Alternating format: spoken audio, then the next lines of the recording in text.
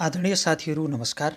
आज हामी शाखा अधिकृत तेस्रो पत्र अन्तर्गत पहिलो खण्डमा रहेको सामाजिक न्याय तथा समानता भन्ने शीर्षकमा छलफल गर्न गइरहेका छौँ। सामाजिक न्याय भनेको के हो, सामाजिक न्यायका सिद्धान्तहरू के छन्, सामाजिक न्यायका उपायहरू के छन्, नेपालमा कस्तो अवस्था छ, सामाजिक न्यायले विकासमा कस्तो योगदान पुर्याउँछ भन्ने सन्दर्भमा हामीले छलफल गर्नेछौँ। आजको यो भिडियो सुरु गर्नुभन्दा अगाडि एउटा अनुरोध गर्न चाहन्छु। मैले मेरो यो युट्युब च्यानल लोकसेवा गुरुमा लोकसेवा आयोगले लिने शाखा अधिकृत लगायतका विभिन्न पदका पाठ्य सामग्रीहरू, खास गरी विषयगत पत्रका पाठ्य सामग्रीहरू प्रस्तुत गर्दै आएको छु। यो तेस्रो भिडियोको रूपमा रहेको छ।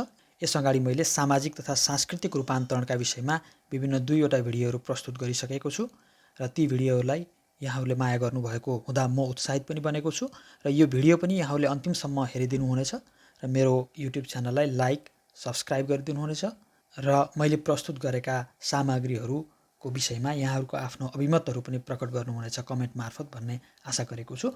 र आउनु सुरु गरौँ आजको विषयवस्तु। आजको विषयवस्तु रहेको छ सामाजिक न्याय तथा समानता। सामाजिक न्याय भनेको के हो भन्नुपर्दा देशका विपन्न तथा पिछडिएका वर्गलाई राष्ट्रिय विकासको मूल प्रवाहमा ल्याएर राज्यका उत्पादनशील स्रोत तथा साधनमाथिको पहुँच, उपभोग र नियन्त्रणमा समता तथा न्याय स्थापना गर्नुलाई नै सामाजिक न्याय भनिन्छ। यहाँहरूले बुझिसक्नुभयो, देशमा जुन विपन्न तथा पिछडिएका वर्गहरू छन्, जुन सीमान्तकृत वर्गहरू छन्, उनीहरूलाई राष्ट्रिय विकासको मूल प्रवाहमा ल्याउने काम, मूल प्रवाहीकरण गर्नु पर्यो। मूल प्रवाहीकरण गरेसँगै उनीहरूलाई राज्यका जुन उत्पादनशील स्रोत र साधनहरू छ तिनीहरू माथिको पहुँच पनि स्थापित गर्नु पर्यो। उनीहरूको उत्पादनशील स्रोत, साधन र अवसरहरू माथिको उपभोगको पनि उनीहरूलाई चाहिँ ग्यारेन्टी गर्नु पर्यो। त्यसमा समता र न्याय स्थापना गर्नुलाई नै सामाजिक न्याय भनिन्छ भनेर यो परिभाषाले भन्दछ। त्यस्तै आर्थिक एवं सामाजिक असमानता हटाएर विभिन्न जात, जाति, सम्प्रदाय, वर्ग तथा समुदायका बीचमा सामञ्जस्यता स्थापना गर्दै न्याय र नैतिकतामा आधारित स्वस्थ समाज स्थापना गर्नु नै सामाजिक न्याय हो भनेर पनि यसलाई परिभाषित गर्न सकिन्छ। समाजमा आर्थिक तथा सामाजिक ढङ्गले जे जस्ता असमानताहरू रहेका छन्, उच निचका भावनाहरू जे जस्ता रहेका छन्, धनी र गरिब बीचका जे जस्ता असमानताहरू रहेका छन्, समाजमा जुन वर्गीय विभेदहरू रहेका छन् त्यस्ता खालका असमानताहरू हटाउने, जात, जाति, धर्म, सम्प्रदाय, वर्ग र समुदायका मान्छेहरूको बीचमा सामञ्जस्यता स्थापना गर्ने र समाजलाई न्याय र नैतिकतामा आधारित एउटा स्वस्थ समाजको रूपमा रूपान्तरण गर्ने एउटा प्रक्रिया नै सामाजिक न्याय हो। र यसले के भन्छ भने समाजमा हुने सबै प्रकारका भेदभाव र शोषणको अन्त्य गर्दै सबैको पहिचान, सम्मान र मर्यादा कायम गर्नु नै सामाजिक न्याय हो भन्छ। निकै सरल परिभाषा छ। समाजमा भएका सबै खालका भेदभाव र शोषणको अन्त्य गर्ने र सबैको पहिचान, सम्मान र मर्यादा कायम गर्नु नै सामाजिक न्याय हो भनेर भनेको छ। सामाजिक न्याय भनेको समावेशी राज्य निर्माणको उद्देश्यबाट निर्देशित हुन्छ।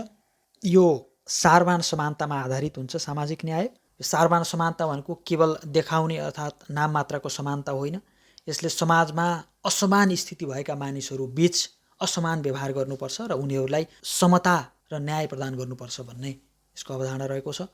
वास्तवमा सामाजिक न्यायले समाजमा केवल समानताको स्थापनाको मात्र पक्षपोषण गर्दैन, समाजमा समान स्थिति नभएकाहरूको बीचमा असमान व्यवहार पनि गर्नुपर्दछ भन्ने मत छ यसको।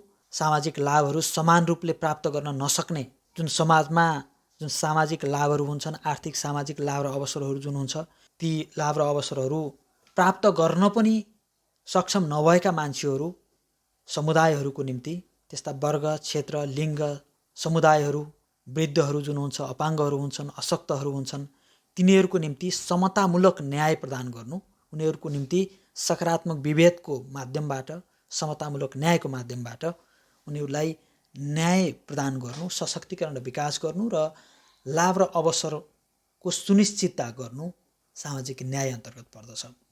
र सामाजिक न्याय भनेको लोक कल्याणकारी अवधारणाको रूपमा पनि लिइन्छ।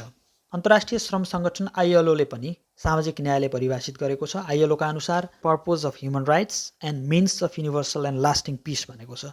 यो भनेको के हो भने सामाजिक न्याय भनेको मानवाधिकारको लक्ष्य हो र विश्वव्यापी तथा दिगो शान्तिको निम्ति एउटा साधन हो भनेर अन्तर्राष्ट्रिय श्रम सङ्गठनले परिभाषित गरेको छ। सामाजिक न्यायको परिभाषा गरिसकेपछि अब सामाजिक न्यायका शर्तहरू के हुन्छन् त भन्ने बारेमा छलफल गरौँ। वास्तवमा सामाजिक न्याय भनेको राज्यले सामाजिक न्याय घोषणा गरेर मात्र पुग्दैन, त्यसका निम्ति निश्चित पूर्वाधारहरू चाहिन्छ।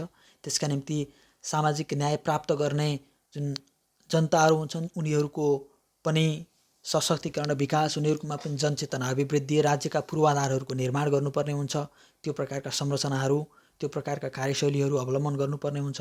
टालकोट र पार्सन भन्ने विद्वानहरूले चाहिँ सामाजिक न्यायका केही शर्तहरू उल्लेख गरेका छन्, जसअनुसार पहिलो शर्तको रूपमा समाजका मूल्य, मान्यता र अवसरहरूमा सहभागिता सुनिश्चित हुनुपर्दछ। दोस्रोमा समाजको हित प्रतिकूल कार्य गर्नबाट व्यक्तिलाई रोक्ने क्षमता समाजलाई प्राप्त हुनुपर्दछ। समाजको कुनै व्यक्ति, कुनै सामन्त भनौँ, कुनै टाठोबाठो व्यक्ति भनौँ, त्यसले समग्र समाजलाई दबाउने, शोषण गर्ने जुन गर्छ नि, त्यो गर्नबाट रोक्ने क्षमता समाज अथवा राज्यमा हुनुपर्दछ। तब मात्र सामाजिक न्याय प्रदान गर्न सकिन्छ। नत्र भने जुन लाभ र अवसरहरू समाजमा हुन्छ, ती लाभ र अवसरहरू ऊ एक्लैले हडप्ने जोखिम हुन्छ र अन्य जनताहरू जुन शोषित, पीडित र निमुखा जनताहरूमाथि झनै उसले शोषण गर्ने जोखिम रहन्छ। र साधन स्रोतको उत्पादन, वितरण तथा पुनर्वितरणद्वारा समाजमा सामञ्जस्यता कायम हुनुपर्दछ भनेर यी 3वटा शर्त, सामाजिक न्यायका शर्तहरू टालकट एन्ड पार्सनले गरेका छन्। त्यसमा फेरि एकचोटि यसबारेमा चर्चा गरौँ। समाजका मूल्य, मान्यता र अवसरहरूमा सहभागिताको निम्ति सुनिश्चित हुनुपर्दछ सम्पूर्ण वर्ग, क्षेत्र, समुदायलाई। दोस्रोमा समाजको हित प्रतिकूल कार्य गर्नबाट व्यक्तिलाई रोक्ने क्षमता समाजलाई प्राप्त हुनुपर्दछ। यसको मतलब भनेको व्यक्तिभन्दा समाजको हैसियत सधैँ माथि हुनुपर्दछ। समाजले व्यक्तिमाथि नियन्त्रण गर्न सक्षम हुनुपर्दछ। समाजमा कुनै पनि एक व्यक्ति अथवा कुनै निश्चित व्यक्तिहरूको प्रभुत्व कायम हुनु हुँदैन, नत्र भने सामाजिक न्याय स्थापना गर्न सकिँदैन। सामाजिक न्याय भनेको एउटा सामूहिक प्रक्रिया हो।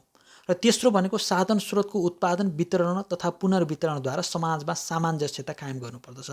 साधन स्रोतको उत्पादन पनि हुनु पर्यो, वितरण पनि हुनु पर्यो, र त्यस्तो वितरण प्रक्रियाबाट लाभ लिन नसक्ने वर्गहरूलाई पुनर्वितरणका विधिहरूबाट पनि उनीहरूलाई चाहिँ समाजमा सामञ्जस्यता कायम गर्नुपर्ने अथवा लाभ र अवसरको सुनिश्चितता गर्नुपर्ने हुन सक्दछ।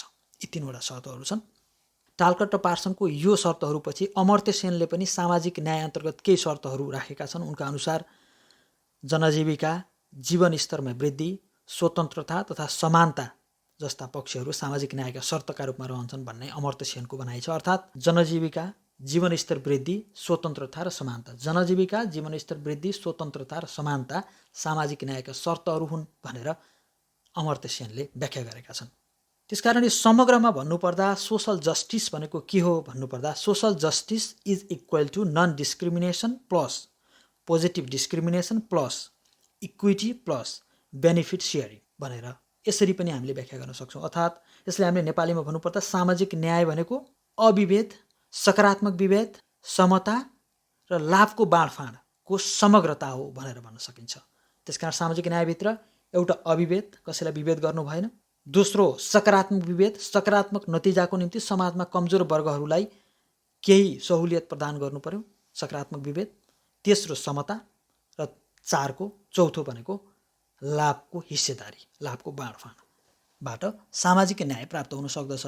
यो चाहिँ 4वटा शर्त भयो। यी 4वटा शर्तहरू पुरा नभएसम्म सामाजिक न्याय प्राप्त हुन सक्दैन। वास्तवमा अविभेद, विभेद गर्नु हुँदैन समाजमा, समाजको कमजोर वर्गलाई विभेद गर्नु हुँदैन माथिल्लो वर्गले। दोस्रो कुरा चाहिँ तल्लो जुन वर्ग हुन्छ, जुन कमजोर वर्ग हुन्छ, त्यसको हैसियत उकासको निम्ति सकारात्मक विभेदको लाभ उनीहरूलाई प्राप्त गर्नुपर्दछ। अर्को समता भयो। समता भनेको वास्तवमा सारवान समानता हो, जुन कमजोर वर्गलाई चाहिँ समाजको लाभको हिस्सेदारी लिन सक्ने हैसियतमा पुर्याउनुको निम्ति गरिने व्यवहार सामाजिक न्यायको व्यवहार हो समता भनेको। र बेनिफिट सेयरिङ भनेको समाजमा जुन लाभ र अवसरहरू छ त्यसको समन्यायिक वितरण हुनुपर्दछ। त्यो कुनै वर्ग वा क्षेत्रको कुनै व्यक्ति वा समूहको कब्जामा हुनु हुँदैन भन्ने कुरा हो यसको। र सामाजिक न्यायका पूर्व शर्तहरूको बारेमा यो विद्वानहरूका जुन मतहरू छ, यी शर्तहरू अन्य केही बुँदाहरू थप्न सक्छौँ। त्यसमा चाहिँ लोकतान्त्रिक शासन व्यवस्था, कानुनको शासन, स्वतन्त्र न्यायपालिका, प्रेस स्वतन्त्रता, राजनीतिक स्थायित्व, आर्थिक विकास र स्रोत साधनको उपलब्धता, सबल तथा क्रियाशील नागरिक समाज, जवाबदेही सरकार, विकेन्द्रीकरण, शासनमा नागरिकको सहभागिता र मानवाधिकारको प्रत्याभूति जस्ता कुराहरू सामाजिक न्यायका पूर्व शर्तको रूपमा रहेका छन्। सामाजिक न्यायका पूर्व शर्तहरूको बारेमा हामीले छलफल गरौँ। अब यसपछि सामाजिक न्यायका सिद्धान्तहरू के छन् भन्ने विषयमा छलफल गरौँ। वास्तवमा सामाजिक न्यायका सिद्धान्तहरूलाई मोटामोटी रूपमा विहङ्गम रूपमा हामीले दुईवटा मुख्य सिद्धान्तको रूपमा प्रस्तुत गर्न सकिन्छ। त्यसमा पहिलो समानताको सिद्धान्त, दोस्रो न्यायिक वितरणको सिद्धान्त। समानताको सिद्धान्त भनेको के हो त भन्दा राज्य प्रदत्त सेवा सुविधा तथा अवसरमा वर्ग, जात जाति, लिङ्ग, क्षेत्र, समुदाय आदिको आधारमा भेदभाव गर्न पाइँदैन भन्ने यो सिद्धान्तको मत रहेको छ।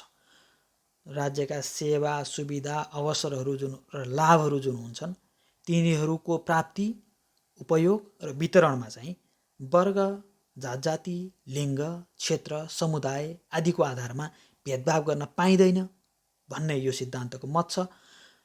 र यो सिद्धान्तले चाहिँ ती माथि उल्लेखित जुन लाभ अवसरहरू जुन हुन्छ, सेवा सुविधाहरू जुन हुन्छ राज्यले प्रदान गर्ने, त्यसमा सबैको समान पहुँच स्थापित हुनुपर्दछ भन्ने सिद्धान्त रहेको छ। र यो समानताको सिद्धान्त अन्तर्गत पनि दुईवटा अवधारणा रहेका छन्। एउटा चाहिँ औपचारिक सिद्धान्त छ, अर्को चाहिँ सारवान सिद्धान्त छ। औपचारिक सिद्धान्तले समानताले एउटा निकै औपचारिक ढङ्गको, निकै कोरा ढङ्गको विश्लेषण गर्दछ।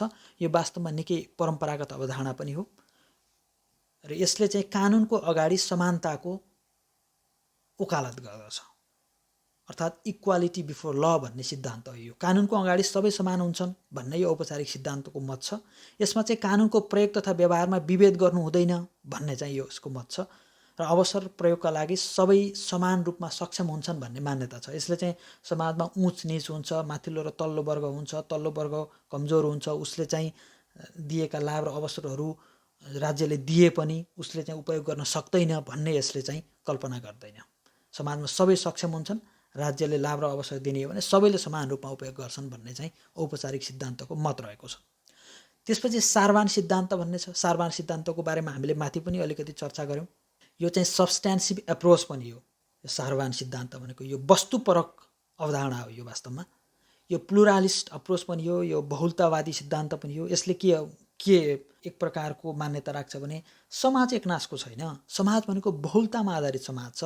समाजमा विभिन्न वर्ग, क्षेत्र, लिङ्ग, समुदायका मानिसहरू छन्, विभिन्न क्षमताका मानिसहरू छन्। समाजमा राज्यले सेवा सुविधा लाभ र अवसरहरू प्रदान गरे पनि त्यस्ता सेवा सुविधा र लाभ र अवसरहरू प्राप्त गर्नको निम्ति, समान रूपमा प्राप्त गर्नको निम्ति सबै मानिसहरूको उही खालको हैसियत हुँदैन। त्यसकारण यो सिद्धान्त जुन आधुनिक सिद्धान्तको रूपमा रहेको छ यसले चाहिँ समानहरूबीच समान व्यवहार गर्नुपर्दछ र असमानहरूबीच असमान व्यवहार गर्नुपर्दछ भन्ने मत राख्दछ र समाजको अनेकतालाई स्वीकार गर्दछ। यसले वास्तवमा यो बहुलवादी समाजको अनेकतालाई स्वीकार गर्दछ र त्यही अनेकतामा एकताको खोजी गर्दछ, त्यही अनेकतामा सही उपचारको खोजी गर्दछ। यसलाई चाहिँ कानुनको समान संरक्षणको सिद्धान्त भनिन्छ। माथिल्लो सिद्धान्त औपचारिक सिद्धान्तलाई कानुनको अगाडि समानता भनिन्थ्यो भने सारवान सिद्धान्तलाई कानुनको समान संरक्षणको सिद्धान्त अर्थात् इक्वल प्रोटेक्सन अफ ल। कानुनले सबैलाई समान ढङ्गले संरक्षण गर्नुपर्दछ। कमजोर वर्गलाई पनि कानुनले संरक्षण गर्नुपर्दछ र माथिल्लो वर्गलाई संरक्षण गर्ने नाममा, माथिल्लो वर्गलाई लाभ र अवसर कानुनी रूपमा सबै समान छन् भन्ने नाममा तल्लो वर्गहरू सधैँ थिचिए गर्नु हुँदैन। तल्लो वर्गको हैसियत उचाल्नको निम्ति पनि, उकास्नको निम्ति पनि कानुनले उनीहरूलाई संरक्षण प्रदान गर्नुपर्दछ भन्ने सारवान सिद्धान्तको मान्यता रहेको छ। यी दुईटा चाहिँ अवधारणाहरू चाहिँ समानताको सिद्धान्त अन्तर्गतका दुईवटा अवधारणाहरू, एउटा औपचारिक सिद्धान्त, एउटा सारवान सिद्धान्तको बारेमा चर्चा गऱ्यौँ।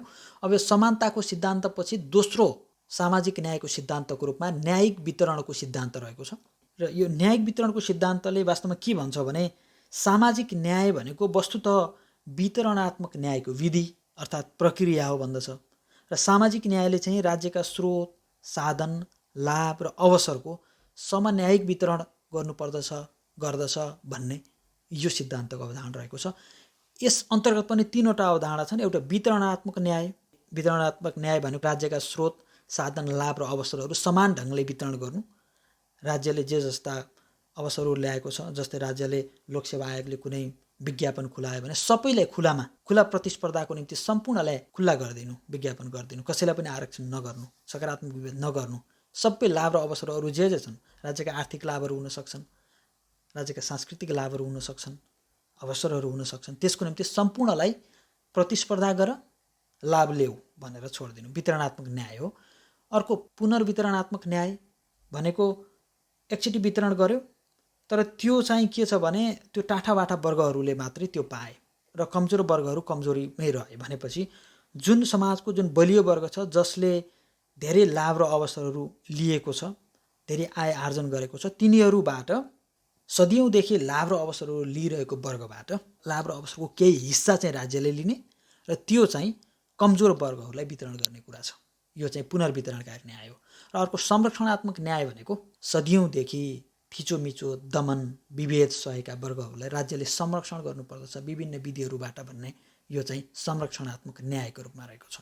यो चाहिँ न्यायिक वितरणको सिद्धान्त भनेर हामीले यो संरक्षणात्मक न्यायलाई लिन सक्छौँ। यो भनेको सबैभन्दा उन्नत दृष्टिकोण हो, आधुनिक दृष्टिकोण हो संरक्षणात्मक न्याय।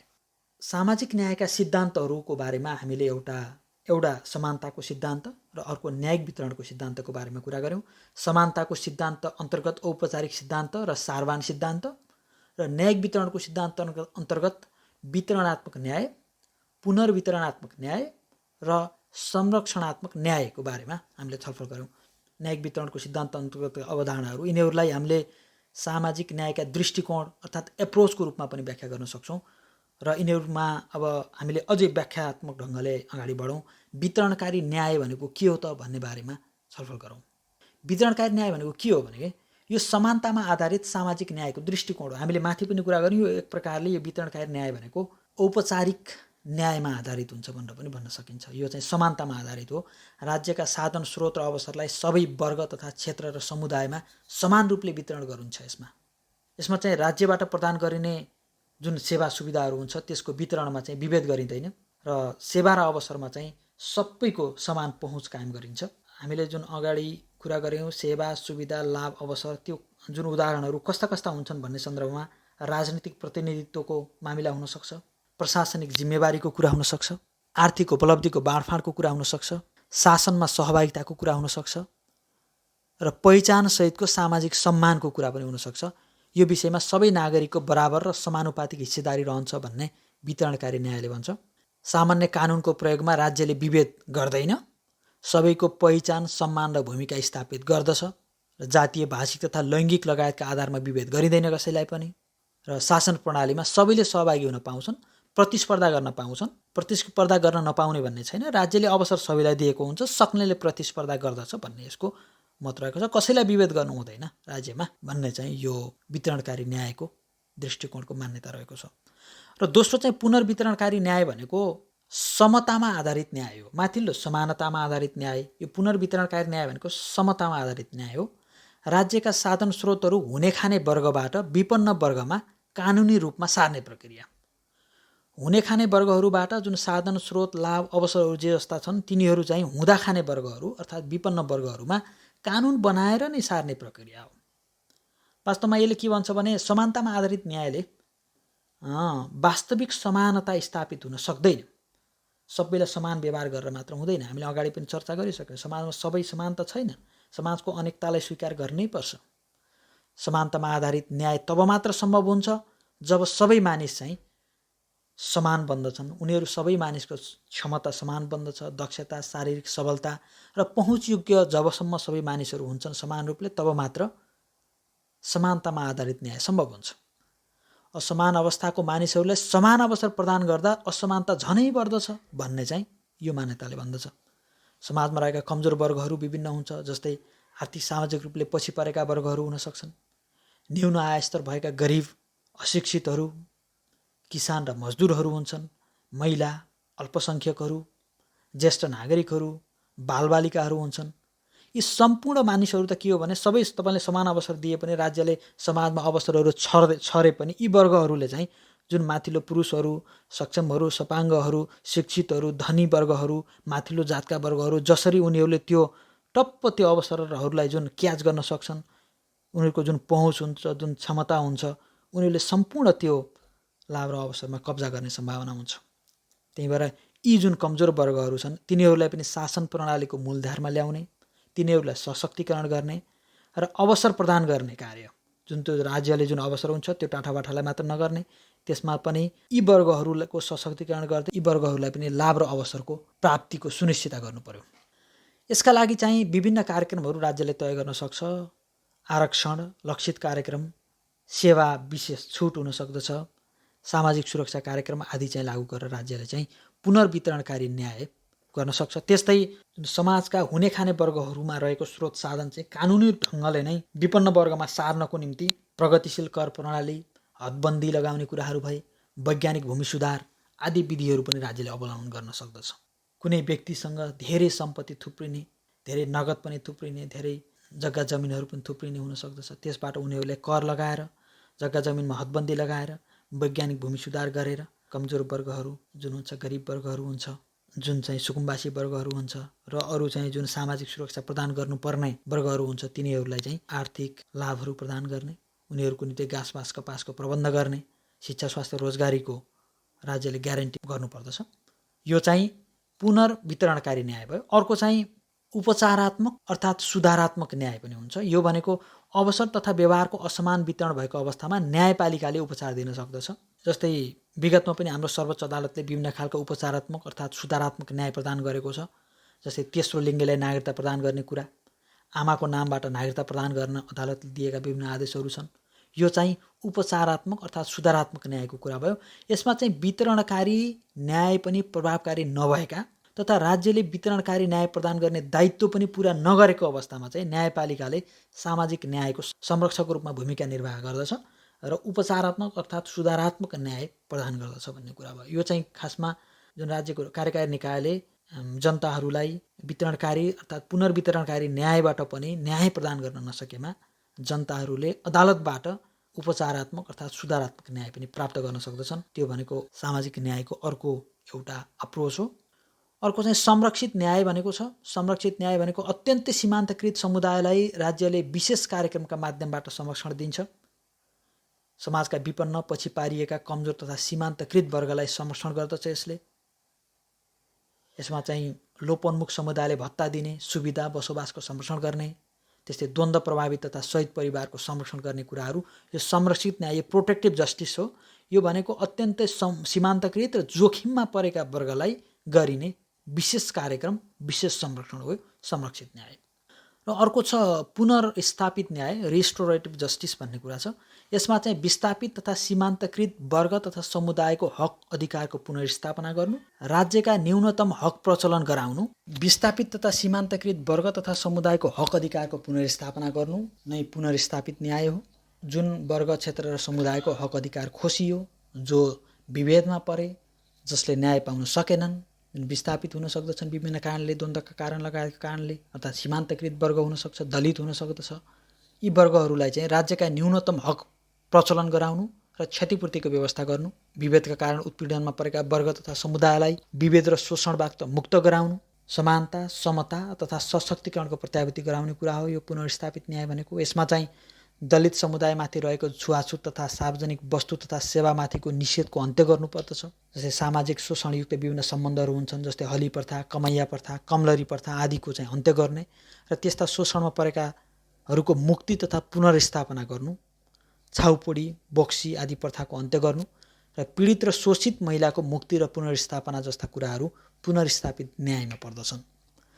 र सामाजिक न्याय प्रदान गर्न अवलम्बन गर्ने उपायहरू के छन् भन्ने सन्दर्भमा अघि पनि हामीले जुन सामाजिक न्यायका सिद्धान्त र अप्रोचको बारेमा कुरा गऱ्यौँ, ती विधिहरू नै हुन् र अझै ती विधिहरूलाई अझै गहिरो गरेर अझै उदाहरणको रूपमा हामीले प्रस्तुत गर्नुपर्ने हुन्छ। सामाजिक न्याय प्रदान गर्नको निम्ति विभिन्न खालका उपायहरू अवलम्बन गरिन्छन्। त्यस अन्तर्गत चाहिँ पिछडिएका तथा अवसरबाट वञ्चित सीमान्तकृत वर्ग, क्षेत्र र समुदायको पहिचान गर्ने, सबै वर्ग तथा समुदायलाई समान संरक्षण तथा चासोका साथमा समान व्यवहार गर्ने र यसमा पनि पिछडिएका वर्गको मूल प्रवाहीकरण तथा सशक्तिकरणका लागि सारवान समानता सहितको व्यवहार अवलम्बन गर्ने, शासकीय प्रणालीमा प्रतिनिधित्व बढाउनको निम्ति आरक्षण दिने, ज्येष्ठ नागरिक अशक्तको निम्ति सामाजिक सुरक्षा र स्वास्थ्य सुविधा प्रदान गर्ने, पिछडिएको क्षेत्र, वर्ग र समुदायको निम्ति लक्षित कार्यक्रम गर्ने, सार्वजनिक सेवा सरलीकरण गर्ने, रोजगारीको अवसरहरू प्रदान गर्ने, सहुलियत कर्जा दिन सकिन्छ हामीले बेरोजगारहरूको निम्ति, युवाहरूको निम्ति, शिक्षा तथा स्वास्थ्यमा सरल पहुँच गर्नु पर्यो, सुलभ बनाउनु पर्यो र गरिब किसानको निम्ति पनि के गर्नु पर्यो भने सहुलियत दरमा मल बिउ दिने, सहुलियत कृषि कर्जा पनि उपलब्ध गराउने, बजारको सहज पहुँच राज्यले कृषि वस्तुहरूको न्यूनतम मूल्य निर्धारण गर्ने, राज्यले कृषि वस्तु खरिद गरिदिने पनि हुन सक्दछ। गरिब किसानहरूको निम्ति उनीहरूको जीवनस्तर उकास्नको निम्ति खेती प्रणालीमा अनुदान दिने, राज्यले चाहिँ सहकारीकरणमा जोड दिने कुराहरू भए, अनि राज्यले उपकरण मेसिन उपकरणहरूमा अनुदान दिने कुराहरू भए यस्तो गर्न सक्छ। र मजदुरहरूको निम्ति उचित पारिश्रमिक निर्धारण गर्ने, राज्यले मजदुरहरूको निम्ति बिमा गर्ने, स्वास्थ्य सेवाहरू उपलब्ध गराउने कुराहरू भए र उनीहरूको सामाजिक सुरक्षाको पनि ग्यारेन्टी गर्नु पर्यो। त्यस्तै बालबालिकाहरूको निम्ति निःशुल्क शिक्षा र स्वास्थ्यको ग्यारेन्टी गर्नु पर्यो। त्यसैले सामाजिक न्यायका लागि समानता, अविभेद, समावेशीकरण, विशेष संरक्षण, सकारात्मक विभेद, आरक्षण, सामाजिक सुरक्षा तथा संरक्षण, सशक्तिकरण, सचेतना, सूचनामा पहुँच र सहभागिता प्रवर्धन जस्ता उपायहरू अवलम्बन गर्नुपर्दछ भनेर लेख्न सकिन्छ। सामाजिक न्यायका निम्ति एउटा समानता, अविभेद, समावेशीकरण, विशेष संरक्षण हुन सक्यो, सकारात्मक विभेद, आरक्षणको कुरा, सामाजिक सुरक्षा तथा संरक्षणको कुरा, सशक्तिकरण गर्ने कुराहरू भए, सचेतना अभिवृद्धि गर्ने कुराहरू भए, नागरिकको सूचनामा पहुँच वृद्धि गर्ने कुराहरू भए र समाजका विकास तथा शासकीय प्रक्रियाहरूमा सहभागिता प्रवर्धन गर्ने कुराहरू, यी उपायहरू अवलम्बन गरेमा सामाजिक न्याय चाहिँ स्थापित गर्न सकिन्छ भन्ने कुराहरू भए। अब सामाजिक न्यायका फाइदाहरू के छन्? त्यसमा यसले चाहिँ राज्य र समाज बीचको सम्बन्धलाई बलियो बनाउँछ, राज्यको भावनात्मक एकीकरणमा पनि सहयोग पुग्दछ, कमजोर वर्गको सशक्तिकरण विकास हुन्छ, समान हैसियत तथा पहुँच कायम हुन्छ, धनी गरिब बीचको खाडल कम हुन गई समतामूलक समाजको स्थापना हुन्छ, राज्य प्रणाली तथा समाज रूपान्तरणमा सबैको सहभागिता सुनिश्चित हुन्छ, साम्प्रदायिक सद्भाव कायम हुन्छ, शान्ति र सन्तुलित विकासका निम्ति पनि सामाजिक न्यायले सहयोग गर्दछ। सामाजिक न्यायको अर्को फाइदामा नागरिकको सम्मानपूर्ण जीवनयापनलाई बढावा दिन्छ। सामाजिक न्यायले विभेद तथा शोषणको अन्त्यमा पनि सहयोगी भूमिका खेल्दछ। यसले राज्य तथा शासनप्रति नागरिकहरूको अपनत्व पनि कायम गर्दछ, राष्ट्र निर्माणमा पनि सहयोग पुर्याउँदछ भन्ने कुरा भयो। नेपालमा सामाजिक न्यायका निम्ति भएका व्यवस्थाहरूमा चाहिँ संवैधानिक व्यवस्थाहरूमा संविधानको धारा 42 मा सामाजिक न्यायको हकको व्यवस्था छ, जसमा चाहिँ सामाजिक रूपले पछाडि परेका महिला, दलित, आदिवासी, जनजाति, मधेसी, थारू, अल्पसंख्यक, अपाङ्ग, मुस्लिम, पिछडा वर्ग, लैङ्गिक अल्पसंख्यकहरू, युवा, किसान, श्रमिक, उत्पीडित तथा पिछडिएको क्षेत्रका नागरिक तथा आर्थिक रूपले विपन्न खस आर्यलाई समावेशी सिद्धान्तको आधारमा राज्यको निकायमा सहभागिताको हक हुनेछ भनेर सामाजिक न्यायको हकको व्यवस्था गरेको छ। त्यस्तै आर्थिक रूपले विपन्न तथा लोपोन्मुख समुदायलाई शिक्षा, स्वास्थ्य, आवास, रोजगारी, खाद्यान्न र सामाजिक सुरक्षामा विशेष अवसर दिइने कुरा छ संवैधानिक रूपमा। अपाङ्गहरूलाई सार्वजनिक सेवा सुविधामा समान पहुँच हुने कुरा छ। किसानलाई भूमिमा पहुँच हुने, बिउ तथा कृषि प्रजातिको छनौटको हकको कुरा छ। त्यस्तै शहीद तथा बेपत्ता परिवार, घाइते तथा पीडितलाई न्याय तथा शिक्षा, स्वास्थ्य, आवास, रोजगारी र सामाजिक सुरक्षामा प्राथमिकता दिने कुरा पनि संवैधानिक रूपमा ग्यारेन्टी गरिएको छ। त्यस्तै संविधानमा रहेका अन्य मौलिक हकहरूमा छुवाछुत तथा भेदभाव विरुद्धको हक, महिलाको हक, बालबालिकाको हक, दलितको हक, ज्येष्ठ नागरिकको हक, त्यस्तै सामाजिक सुरक्षाको हकले पनि सामाजिक न्याय स्थापना गर्नको निम्ति संवैधानिक आधार प्रदान गरेको छ। त्यस्तै संविधानमा रहेको निर्देशक सिद्धान्तहरूमा समानता र स्वतन्त्रताको संरक्षण गरी कानुनको शासन, मौलिक हक तथा मानवाधिकारको मूल्य मान्यता, लैङ्गिक समानता, समानुपातिक समावेशीकरण, सहभागिता र सामाजिक न्यायको माध्यमबाट राष्ट्रिय जीवनका सबै क्षेत्रमा न्यायपूर्ण व्यवस्था कायम गर्दै लोक कल्याणकारी राज्य व्यवस्था स्थापना गर्ने विषय उल्लेख छ राज्यको निर्देशक सिद्धान्तमा। त्यस्तै राज्यका नीतिहरू अन्तर्गत सामाजिक न्याय र समावेशीकरण नीति नै रहेको छ, जसमा चाहिँ एकल महिलालाई रोजगारी तथा जीविकोपार्जन प्रदान गर्ने, हिंसा पीडित महिलाको पुनर्स्थापना, संरक्षण र सशक्तिकरण गर्ने, बालबालिकाको सर्वोत्तम हित गर्ने, मुक्त कमैया, कमलहरी, हरुवा, चरुवा, हलिया, भूमिहीन सुकुम्बासीलाई घर घडेरी र खेतीयोग्य जमिन दिने, युवाहरूको सहभागितामा वृद्धि गर्ने, सशक्तिकरण र विकास गर्ने कुरा छ। त्यस्तै आदिवासी जनजातिको पहिचान गर्ने, सम्मानको अधिकार सुनिश्चित गर्ने, परम्परागत ज्ञान सिपको संरक्षण गर्ने कुरा छ। त्यस्तै अल्पसंख्यक समुदायलाई अवसर र लाभमा विशेष व्यवस्था गर्ने कुरा छ। मधेसी, मुस्लिम र पिछडा वर्गलाई लाभको समान वितरण गर्ने, उत्थान र सशक्तिकरण गर्ने कुरा छ। र सामाजिक सुरक्षा तथा सामाजिक न्यायमा आर्थिक रूपले विपन्न वर्गलाई प्राथमिकता दिने कुरा चाहिँ राज्यको नीति अन्तर्गत रहेको छ। यो चाहिँ संवैधानिक व्यवस्थाको रूपमा रह्यो। कानुनी तथा नीतिगत व्यवस्था अन्तर्गत पनि अनेक व्यवस्थाहरू रहेका छन्। चालु 15औं योजना मुख्य दस्तावेजको रूपमा रहेको छ। यसमा चाहिँ आदिवासी जनजाति, दलित, महिला, मधेसी, पिछडिएको क्षेत्र, अपाङ्गहरूलाई सामाजिक न्यायमा आधारित लक्षित कार्यक्रम सञ्चालन गर्ने व्यवस्था उल्लेख छ। त्यस्तै निर्वाचन प्रणालीलाई पनि समावेशी बनाइएको छ। त्यसमा पिछडिएको क्षेत्र, वर्ग र समुदायले संरक्षण र अवसर प्रदान गरिएको छ। त्यस्तै मुलुकी संहिता ऐन छ, नागरिक अधिकार ऐन 2012, सामाजिक व्यवहार सुधार ऐन 2033, उपभोक्ता संरक्षण ऐन 2054, श्रम ऐन, अपाङ्ग कल्याण तथा संरक्षण ऐन, कमैया श्रम निषेध गर्ने ऐन, बालबालिका ऐन, समाज कल्याण ऐन, बाल श्रम निषेध ऐन, निजामती सेवा ऐन, सेना, प्रहरी तथा अन्य सरकारी सेवा सम्बन्धी ऐनहरूमा पनि व्यवस्था छ। सुशासन ऐन र अन्य क्षेत्रगत नीतिहरू पनि सामाजिक न्यायको क्षेत्रमा भएका कानुनी तथा नीतिगत व्यवस्थाहरू हुन् भनेर उल्लेख गर्न सकिन्छ। र कार्यक्रमगत व्यवस्थाहरू पनि रहेका छन्। त्यसको निम्ति पिछडिएको वर्ग, क्षेत्र र समुदायको आर्थिक सामाजिक पहुँच अभिवृद्धिका लागि विशेष लक्षित कार्यक्रमहरू सञ्चालन भइरहेका छन्। छुवाछुत र विभेद अन्त्यका निम्ति कानुनी व्यवस्था तथा कार्यक्रमहरू छन्। मुक्त कमैया पुनर्स्थापना कार्यक्रम, प्रजा विकास कार्यक्रम, दुर्गम क्षेत्र विकास कार्यक्रम, महिला विकास कार्यक्रम तथा सामाजिक सचेतना कार्यक्रमहरू पनि सञ्चालन भइरहेका छन् विगतदेखि नै। त्यस्तै ज्येष्ठ नागरिक, अपाङ्ग, एकल महिला तथा लोपोन्मुख समुदायका मानिस लगायतलाई सामाजिक सुरक्षा भत्ता वितरण गर्ने व्यवस्था छ। त्यस्तै मजदुरहरूको न्यूनतम पारिश्रमिक निर्धारण छ, उनीहरूको सुरक्षा बिमा छ। राज्यले सामाजिक सुरक्षा कार्यक्रम लागू गरेको छ। किसानका लागि मल तथा बिउमा अनुदान दिने, साना किसान कर्जा, लघु ऋण, विपन्न वर्ग कर्जा कार्यक्रम छ। युवा स्वरोजगारी कार्यक्रम छ। गरिब भूमिहीनका निम्ति जग्गा वितरण छ। सुकुम्बासी आयोग गठन भएको छ। सरकारी अस्पतालमा निःशुल्क प्रसुति सेवा छ। प्रसुति भत्ता दिने पनि गरिएको छ। बालबालिकाहरूलाई निःशुल्क खोपको व्यवस्था गरिन्छ र माध्यमिक तहसम्म निःशुल्क शिक्षा प्रदान गर्ने राज्यको कानुनी व्यवस्था छ। त्यस्तै निजामती सेवा तथा अन्य सरकारी सेवामा आरक्षणको व्यवस्था छ र अन्य सकारात्मक विभेदहरूको पनि व्यवस्था रहेको छ। चाहे त्यो उमेरको सन्दर्भमा हो, चाहे त्यो सेवा अवधिको सन्दर्भमा होस्, बढुवाको निम्ति चाहिने सेवा अवधि लगायतका कुराहरू हो, त्यसमा पनि सकारात्मक विभेद गरिएको छ। त्यस्तै ज्येष्ठ नागरिक, अपाङ्ग तथा विद्यार्थीलाई सवारी भाडामा छुट छ। महिला समेतलाई सिटमा आरक्षण दिएको छ सवारी साधनमा। बेरोजगार युवालाई स्वरोजगारका निम्ति बिना धितो ऋण दिने युवा स्वरोजगार कार्यक्रममा अगाडि पनि उल्लेख गरिसकियो। त्यस्तै चेपाङ, राउटे, मुक्त कमैया, बादी महिलाका निम्ति पनि लक्षित कार्यक्रमहरू विभिन्न सञ्चालन गरिएको छ उनीहरूको आर्थिक र सामाजिक विकासका निम्ति। यी कार्यक्रमहरू चाहिँ सामाजिक न्यायको निम्ति गरिएका कार्यक्रमगत व्यवस्थाहरू भए।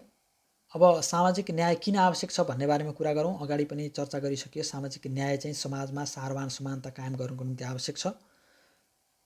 यस अगाडि महत्त्वको बारेमा पनि हामीले कुरा गऱ्यौँ। जुन सामाजिक न्यायको महत्त्व कुरा गऱ्यौँ त्यो नै आवश्यकता हो किसिमले भन्नुपर्दा।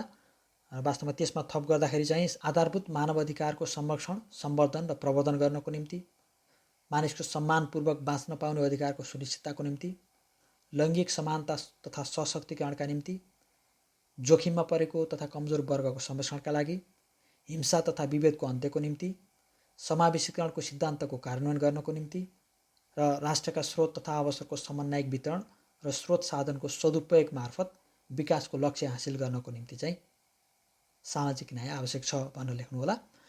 सामाजिक न्यायको क्षेत्रमा रहेका चुनौती तथा समस्याहरू के हुन् भन्ने बारेमा छलफल गरौँ। यसमा वास्तवमा विभिन्न समस्याहरू छन्, विभिन्न खालका चुनौतीहरू पनि रहेका छन्। त्यसमा चाहिँ लक्षित वर्गको पहिचान गर्नु मुख्य चुनौतीको रूपमा रहेको छ। कसलाई सामाजिक न्यायका लाभ र अवसरहरू प्रदान गर्ने भन्ने कुराको निम्ति लक्षित वर्गको पहिचान अझै गर्न सकिएको छैन। सबैलाई ब्ल्याङ्केट एउटा दृष्टिकोणबाट जातीय आधारमा अर्थात् सामुदायिक आधारमा अर्थात् क्षेत्रीय आधारमा सबैलाई एकमुष्ट रूपमा सकारात्मक विभेद अर्थात् आरक्षणका कुराहरू प्रदान गर्ने गरिएको छ। त्यसकारण लक्षित वर्ग जुन हो त्यसको पहिचान गर्न सकिएको छैन र ठोस तथा वस्तुपरक मापदण्ड निर्धारण गर्न पनि निकै कठिन भएको छ, गर्न सकिएको छैन अहिलेसम्म। र जातीयताका आधारमा सामाजिक न्यायको आधार खोजिनु पनि मुख्य चुनौती र समस्याको रूपमा रहेको छ, अगाडि पनि कुरा गरियो। अर्को उच्च गरिबी तथा उच्च गरिबी दर रहेको छ, छरिएका बस्तीहरू रहेका छन्। अर्को राज्यको साधन स्रोतको सीमितता छ, राज्य वितरणमुखी न्यायमा छ र जुन सामाजिक न्याय, सामाजिक सुरक्षाका जुन विधिहरू छन् ती सबै योगदानकारी नभएर वितरणकारी छन्। त्यसको निम्ति राज्यको स्रोत साधनमाथि ठुलो चाप परेको छ। राज्यको आर्थिक क्षमता पनि कमजोर छ र सामाजिक न्यायको क्षेत्रमा निजी क्षेत्रको भूमिका अर्थात् संस्थागत क्षेत्रको भूमिका पनि कमजोर छ। उनीहरूको सामाजिक जिम्मेवारी र र जुन कर्पोरेट सोसल रेस्पोन्सिबिलिटी हुन्छ त्यो चाहिँ उनीहरूले अवलम्बन गरिरहेका छैनन्। खासै गरी सामाजिक सुरक्षाको अहिलेको राज्यको जुन कार्यक्रम छ त्यसमा चाहिँ निजी क्षेत्र र जुन एउटा कर्पोरेट सेक्टरले जुन सहभागिता जनाउनको निम्ति जुन आनाकानी गरिरहेको छ त्यो पनि एउटा चुनौती र समस्याको रूपमा रहेको छ।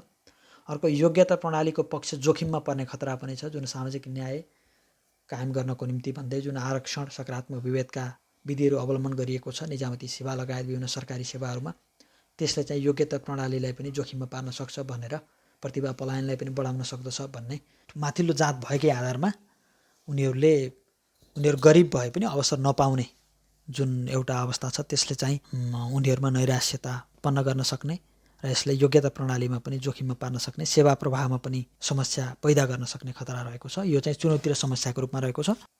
अब त्यसपछि हामीले सामाजिक न्यायले विकासमा कस्तो योगदान गर्दछ भन्ने बारेमा छलफल गरौँ। वास्तवमा सर्वाङ्गीन विकासको एउटा पूर्व शर्तको रूपमा नै सामाजिक न्याय रहन्छ भन्ने व्याख्या पनि गर्न सकिन्छ, किनकि विकास भनेको सर्वाङ्गीन पक्षमा आउने सकारात्मक परिवर्तन हो। यसको निम्ति सामाजिक न्याय पूर्व शर्त नै हो। सामाजिक न्यायबाट स्रोत साधनको न्यायपूर्ण वितरण हुन्छ, सीमान्तकृत र पिछडिएको वर्ग र समुदायको संरक्षण, स्रोत साधनको वितरणमा जनसहभागिता पनि वृद्धि हुन्छ। यसले चाहिँ विकासलाई दिगो, भरपर्दो र सन्तुलित बनाउँछ। जस्तै साथै राष्ट्र निर्माणमा सबै वर्ग, क्षेत्र र समुदायको सहभागिता सुनिश्चित हुन्छ। यसले पनि विकासमा योगदान गर्छ। विकास तथा शासकीय मामिलामा नागरिकहरूको अपनत्व वृद्धि गर्दछ।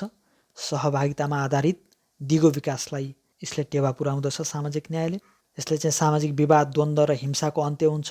समुन्नत समाज निर्माण हुन्छ जसले चाहिँ एउटा विकसित र उन्नत समाज निर्माणमा योगदान गर्दछ। त्यसकारण सामाजिक न्याय र विकास चाहिँ परिपूरकको रूपमा रहेका हुन्छन्। सामाजिक न्याय बिनाको आर्थिक विकास अमानवीय हुन्छ भने आर्थिक विकास बिनाको सामाजिक न्याय पनि असम्भव हुन्छ, खोक्रो हुन्छ भनिन्छ। जुन समाज विकसित नै छैन, जुन राज्यसँग क्षमता नै छैन, स्रोत साधनै छैन, त्यसले चाहिँ सामाजिक न्याय गर्छु भन्दैमा पनि त्यो असम्भव हुन्छ, त्यो एउटा खोक्रो साबित हुन्छ, त्यो दिगो बन्न सक्दैन। त्यसकारण सामाजिक न्याय र विकास दुवैलाई सँगै अगाडि बढाउन आवश्यक हुन्छ भन्ने चाहिँ कुरा भयो। र हामीले अब निष्कर्षको रूपमा अलिकति मैले व्याख्या गर्न चाहन्छु। निष्कर्ष केही 1-2 प्याराग्राफ निष्कर्षको रूपमा मैले भन्न चाहन्छु। यो निष्कर्ष सर र यहाँहरूले सुनेर त्यसबाट केही बुँदाहरू टिप्पण गर्न सक्नुहुन्छ। सामाजिक न्याय भन्दा बित्तिकै हामीले यो न्याय भन्ने कुरा त एक किसिमले न्याय प्रदान गर्ने कुरा, कानुनी न्याय प्रदान गर्ने कुरा वास्तवमा अदालतको हो, न्यायिक निकायको हो भनेर भन्न सक्छौँ। शक्ति पृथकीकरणको सिद्धान्त अनुसार पनि न्याय प्रदान गर्ने तथा कानुनको व्याख्या गर्ने काम चाहिँ न्यायपालिकाको, र न्यायपालिकाले विद्यमान कानुन तथा स्थापित न्यायिक सिद्धान्तका आधारमा कानुनी न्याय प्रदान गर्दछ। तर नागरिकलाई केवल कानुनी न्याय प्रदान गरेर मात्र राज्यको कर्तव्य पुरा हुन सक्दैन। न त कानुनी न्यायले मात्रै नागरिकले न्यायको अनुभूति गर्न पाउँदछन्। न्यायपालिकाबाट प्रदान गर्ने कानुनी न्याय त अत्यावश्यक नै रह्यो, पूर्व शर्त नै रह्यो राज्यको निम्ति। राज्य अस्तित्वमा रहनको निम्ति कानुनी न्याय प्रदान गर्नु त लोकतान्त्रिक राज्यको एउटा विशेषता नै भयो। र यो कानुनी न्यायका साथै राज्यले आफ्नो कार्यपालिकीय निकायहरूबाट नागरिकहरूलाई आर्थिक, सामाजिक र सांस्कृतिक लगायतका आयामहरूमा पनि समानता, समता र न्यायको अनुभूति दिलाउनु पर्दछ। कानुनी न्यायसँगै आर्थिक न्याय, सामाजिक न्याय र सांस्कृतिक आयामहरूमा पनि न्याय प्रदान गर्नुपर्दछ राज्यले। त्यो नै सामाजिक न्यायको विषय हो। सामाजिक न्याय लोकतान्त्रिक राज्यको दायित्व हो। समावेशी लोकतन्त्रको विकास तथा प्रवर्धनको निम्ति सामाजिक न्याय पहिलो शर्तको रूपमा रहेको हुन्छ। राज्यले राज्य प्रदत्त सेवा, सुविधा तथा अवसरहरूमा भेदभाव नगरी सबैको समान पहुँच स्थापित गर्नुपर्दछ। र यसका लागि चाहिँ समानताको औपचारिक विधिबाट सम्भव नभए समाजको अनेकतालाई स्वीकार गरेर सकारात्मक विभेदको नीति अख्तियार गर्दै समानहरूबीच समान व्यवहार गर्ने र असमानहरूबीच असमान व्यवहार तथा सोही मुताबिक प्रतिस्पर्धा र सहकार्यको वातावरण चाहिँ सिर्जना गर्नुपर्दछ। त्यसैलाई चाहिँ कानुनको समान संरक्षण भनिन्छ। र कानुनको समान संरक्षण भनेको सामाजिक न्यायको सबैभन्दा महत्त्वपूर्ण र आधुनिक सिद्धान्त पनि हो। त्यसकारण सामाजिक न्याय भनेको वस्तुत एक प्रकारको पुनर्वितरणकारी न्यायको विधि तथा प्रक्रिया भएको हुँदा राज्यले स्रोत, साधन, लाभ र अवसरको समन्वयिक वितरणमा ध्यान दिनुपर्दछ। सामाजिक न्याय स्थापनाको निम्ति चाहिँ लाभ र अवसरमा समावेशीकरण तथा सकारात्मक विभेदको कार्यक्रमले समेट्नुपर्ने लक्षित वर्गको पहिचान गर्नुपर्दछ। त्यसका लागि ठोस तथा वस्तुपरक मापदण्ड निर्धारण गर्नुपर्दछ राज्यले। त्यो निकै चुनौतीको रूपमा रहेको हुन्छ। राज्यले प्रदान गर्ने लाभ लिनका निम्ति आफूलाई सबैभन्दा गरिब तथा सीमान्तकृत देखाउन जुन तछाड मछाड पनि हुन्छ, गरिबको परिचय पत्र वितरण गर्ने कुरामा घोटाला भएको कुरा गरेका थियौँ। ठुला ठालुहरू छन्, उनीहरूले गरिबको प्रमाणपत्र लिएको भनेर निकै अनियमितताहरू गरेका कुरा गरेका छन्। त्यही भएर राज्यको लाभ र अवसर लिन पाएपछि आफू म गरिब हुँ, म सीमान्तकृत हुँ भनेर तछाड मछाड गर्ने जुन प्रवृत्ति छ, यसले पनि वास्तविक विपन्न वर्गको जुन सामाजिक न्यायमा पहुँच स्थापित हुनुपर्ने अधिकार छ, त्यो अधिकार चाहिँ कुण्ठित हुने र सामाजिक न्यायको अनुभूति गर्न नपाउने जोखिम चाहिँ टड्काडो रूपमा बढिरहेको छ। त्यसैले सामाजिक न्यायको विषयलाई जातीयताको लेपन लगाउनुभन्दा यसलाई वर्गीय रूपमा अगाडि बढाउनु पर्ने हुन्छ। जातीयताको लेपन लगाउँदै जातकै आधारमा लाभ र अवसरको बाँडीचुँडी खाने प्रथाका कारण पनि सीमान्तकृत वर्ग चाहिँ जहीँको तहीँ रहने र उनीहरूको नाउँमा हुने खानेले लुटिरहने जोखिम रहन्छ। यावत चुनौती तथा जोखिमहरू जुन छ, तिनीहरू जोखिम र असहजताहरू जुन छ, त्यसका बावजुद पनि राज्यले चाहिँ त्यो कुरालाई देखाउँदै आफ्नो कमजोरी लुकाउँदै राज्य चाहिँ सामाजिक न्यायको आफ्नो जुन दायित्व छ त्यसबाट चाहिँ पछि हट्न सक्दैन। राज्यले चाहिँ लक्षित वर्गको पहिचानमै ध्यान दिनुपर्दछ र सामाजिक न्यायलाई चाहिँ सार्थक तुल्याउनको निम्ति चाहिँ विपन्न तथा तल्लो वर्गको पहिचान र उत्थानमा राज्यले जोड दिनु आवश्यक छ भनेर हामीले सामाजिक न्याय र समानताको यो च्याप्टरलाई यहीँ अन्त्य गरौँ। आजको यो सामग्री तपाईँलाई कस्तो लाग्यो त्यो प्रतिक्रिया तलको कमेन्ट बक्समा लेख्न नबिर्सनुहोला। र तपाईँहरूले अर्को खुसीको कुरा पनि म सेयर गर्न चाहन्छु। यो जुन मैले युट्युबमा प्रस्तुत गरेको छु, यसको पूर्ण सामग्रीको PDF पनि म यहाँहरूलाई प्रस्तुत गर्नेछु। त्यसको निम्ति एउटा शर्त यहाँहरूले पालना गर्नुपर्ने हुन्छ। यसलाई शर्त त नभनौँ, तर मेरो हौसला बढाउनको निम्ति यहाँहरूको तर्फबाट एउटा सानो योगदानको मैले अपेक्षा गरेको छु। यहाँहरूले मेरो च्यानल सब्सक्राइब गरी यो सामग्रीलाई आफ्नो सामाजिक सञ्जालमा सेयर गरी त्यसको स्क्रिनसट चाहिँ मैले यहाँ उल्लेख गरेको इमेल एड्रेसमा पठाउनु भयो भने मैले त्यही इमेल एड्रेसमा यो सामग्रीको PDF नोट चाहिँ पठाउनेछु। यो मेरो बाचा भयो र आगामी दिनहरूमा पनि मैले यो हाम्रो दोहोरो सहकार्यको यो नीतिलाई अगाडि नै बढाउनेछु। यहाँहरूले अवश्य पनि मलाई माया गर्नुहुनेछ भन्ने मेरो अपेक्षा छ।